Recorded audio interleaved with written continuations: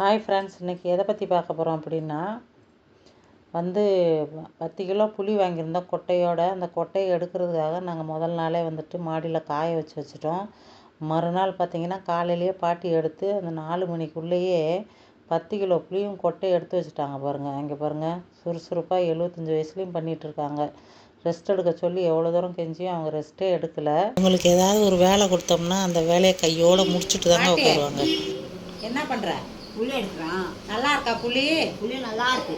கொட்டை இவ்வளோ இருக்கு. அப்புறம் அதான் 6 இருக்கா கொட்டை இருக்கா? சரி, காலையிலேருந்து சாயந்தரம் வரைக்கும் விடாமல் எடுத்துக்கிட்டு இருக்கிய, நல்லா வேலை செய்கிற. எப்படி உனக்கு சுறுசுறுப்பாக இருக்கிற? என்ன செய்யுது? எனக்கு அப்பிலேருந்து சுறுசுறுப்பு தான். சூப்பர் பாட்டி. நான் ஆம்பளை பிறக்க வேண்டியது, நான் பொண்ணாக பிறந்துக்க மாட்டேன். சூப்பர் பாட்டி. ஆம்பளை தான் பிறக்கணும். இப்போ இந்த புளி எண்ணெய்க்கு ஃபுல்லாகவே எடுத்து முடிச்சுட்ட. ரொம்ப நன்றி. நீ இதே மாதிரி ஆயிலுக்கும் நல்லா 10 கிலோ சாப்பிட்டுட்டு தெம்பாயிரு.